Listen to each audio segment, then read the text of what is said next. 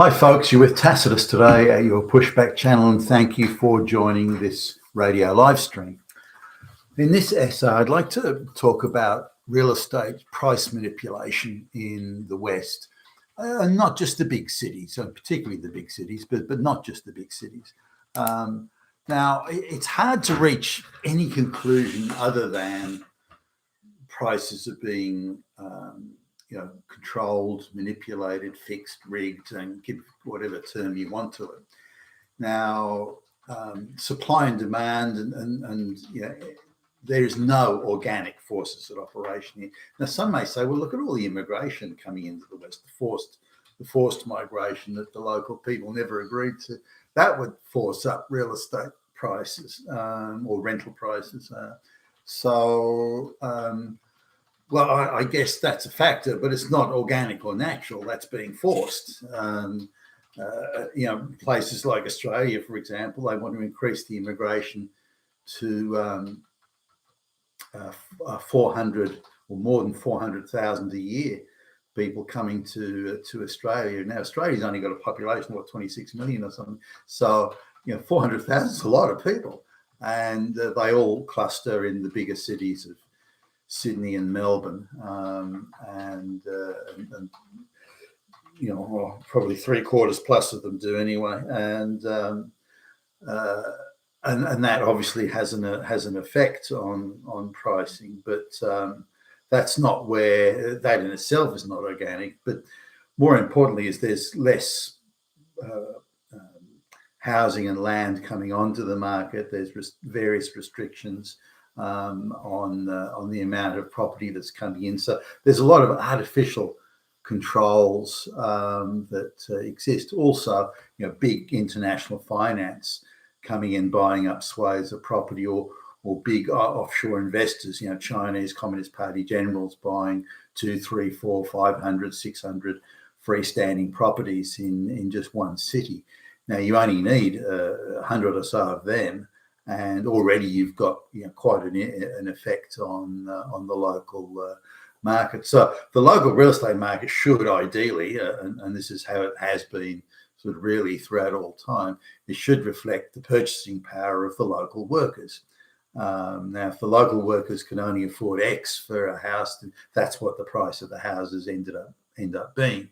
But we've got a very different situation now, where the purchasing power of the local workers is in free fall, while at the same time the price of the real estate is going through the roof. So, I've used these examples before, but I'll use them again. And then I want to talk about a small dying village town in the middle of nowhere in Australia, where the appreciation rate of the real estate is just as big as it is in the cities, illustrating yet again it's not a supply and demand issue here, far from it. So now here's an apartment that I rented, the first apartment I ever rented years ago. So it's what was it, 40 odd years ago, and I paid, at the time it was $22 a week furnished, and furnished meant a bed frame, a dining table, and a refrigerator. That was the furniture.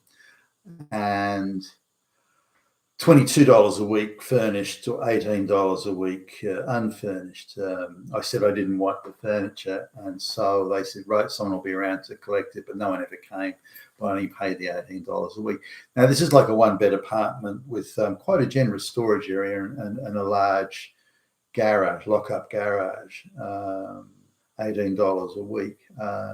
Now, compared to the average wage at the time, that was less than 20% of somebody's net wage, assuming the average wage. Now, today, or just recently, like some months ago now, but that same place was for rent for $450 or $455 a week. And no furniture, and no storage area, and the garage had gone, or the storage area was there, but the garage wasn't there. So anyway, that's the. So now, if you look at that's 20, 23 times, 24 times the rent that it was when I was a kid. Our wages, depending on whose numbers you look at, have increased by 10 to 11 times, whereas the rental has increased by 25 times. So you can see there straight away that the rent is increasing at about 2.5, in that place at least, 2.5 times the rate of wages. But you also don't have the garage. Now, if you add in, what the value of a garage is around that time, then you're looking at rents have increased at three times the rate of wages. Now, the same is for buying property, whereas interest rates in relative historical terms quite low. Even now, after the recent rate rises, they're still relatively low in historical terms. Whereas a property is again running at about three times. The price of property has increased at around three times the rate of wages. So it's far more expensive to live and put a roof over your head today than it was.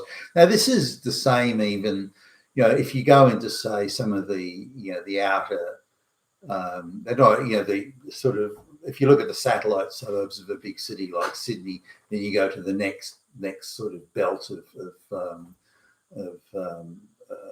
population, where you're looking at what were hitherto satellite towns that are now sort of almost within on the verge of being gobbled up into one of the far outer suburbs of the city. So we're talking sort of 60, 70 miles, 100, 120 kilometres from downtown Sydney, that type of range.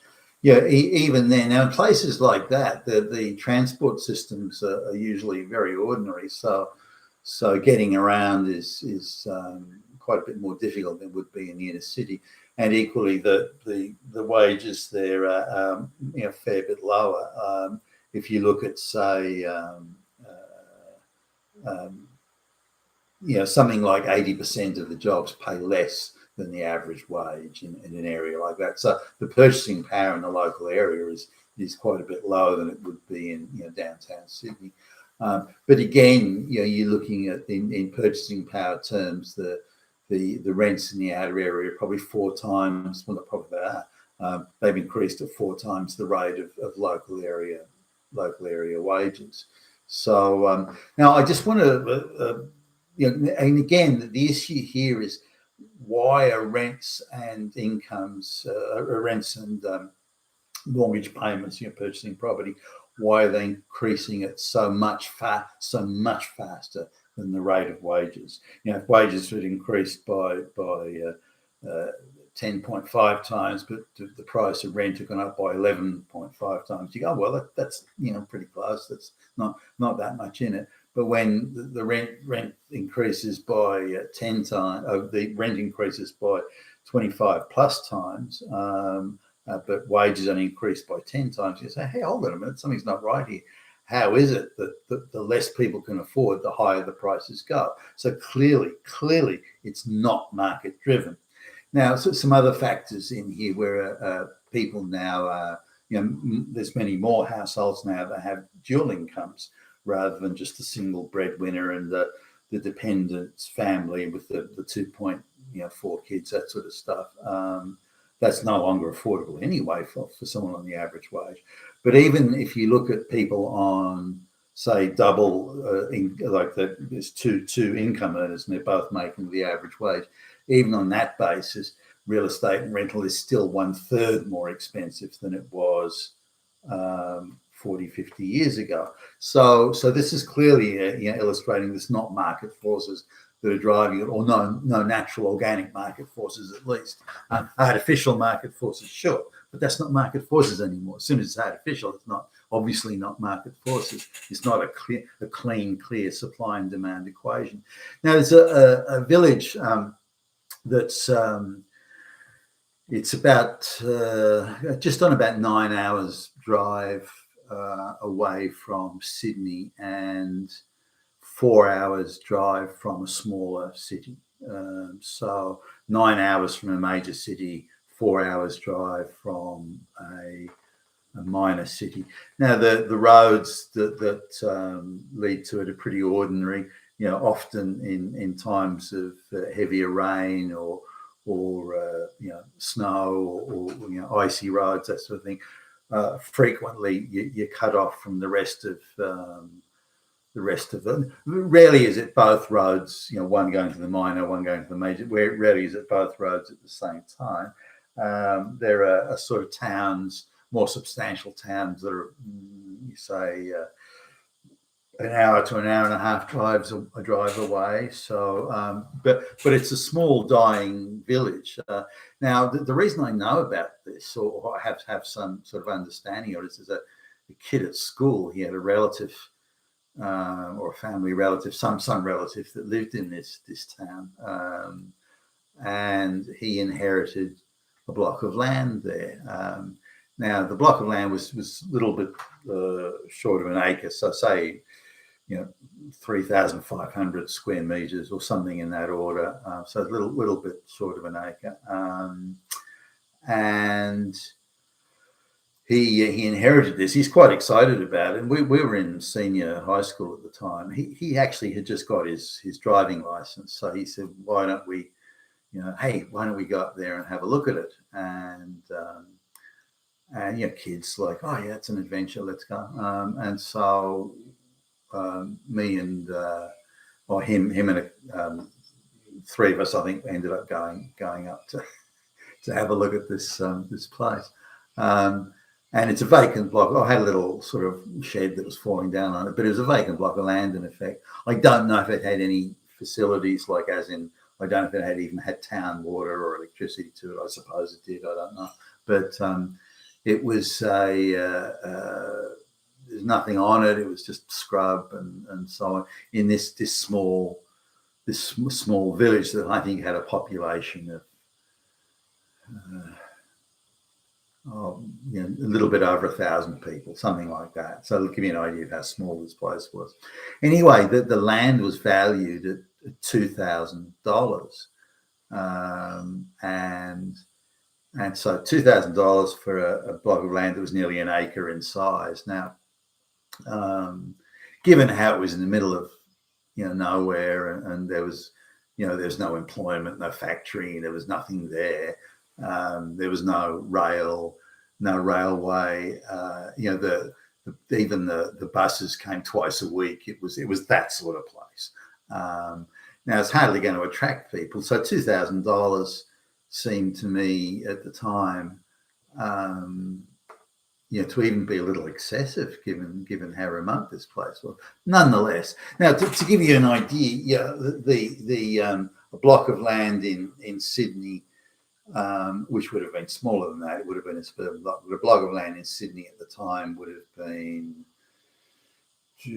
say, $30,000 to $35,000, and this assumes all services and access to railways and transport infrastructure and so on. So to give you an idea of the relativity. Now, I happened to go through there not long ago. That same, there's some people that we knew there. So we were in the town, and I was shocked to see that a block of land, a suburban size one now, we're not even talking acreage anymore, but a suburban sized block of land was selling, not even in the downtown for that matter, was selling for $550,000, even up to $600,000 just for the block of fucking land. Now the town's in worse shape today than it was then. So here's this little town or village in the middle of nowhere. It's got no employment. It's got a small sort of grocery store, a few little boutique stores, hairdresser, that sort of thing. I doubt if there'd be even 50 jobs in the whole village that are there, and even half of them would just be casual part-time jobs. So there's no employment, nor is there any employment for miles around. So say the nearest town, which is in itself, got hardly any employment or no factories.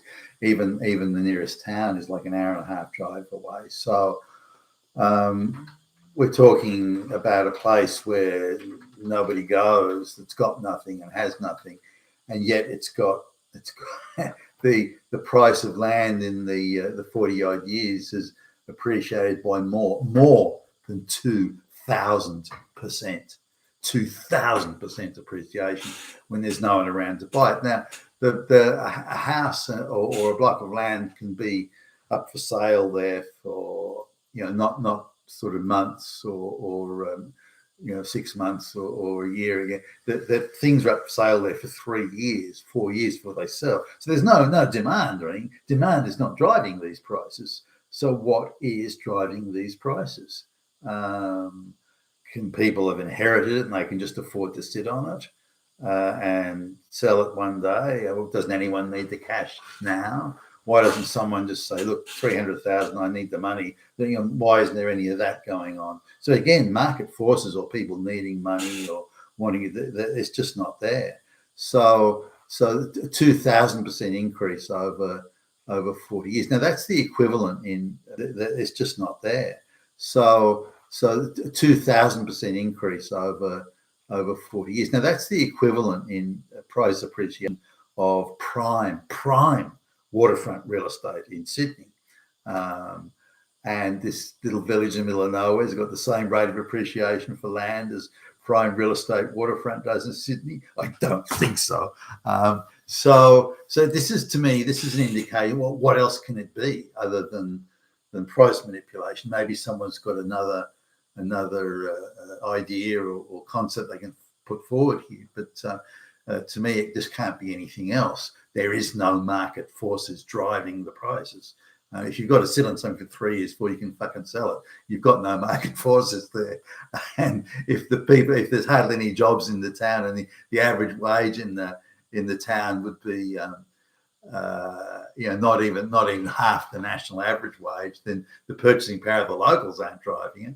So clearly, there's outside money or outside influences that are coming in and controlling this, but it's not market forces. Now, if it were to be market forces, the price of land would be, that $2,000 price of land that it was 40 odd years ago. That would be maybe $20,000 for the block of land today. Wouldn't even be that. So we're looking at appreciation that's far, far, far beyond anything that is driven by the market. So, and I think we're seeing this really in all asset classes, whether it be energy. We're being forced to pay the price that international finance dictates, not the actual price or not the cost of production or anything like that at all. So I think all across the essentials of life, be it food, be it energy, be it land, be it housing, we're being forced to pay a manipulated price that has no bearing, none whatsoever, to do with market forces. We've been with Tacitus today at your Pushback channel, and thank you for listening.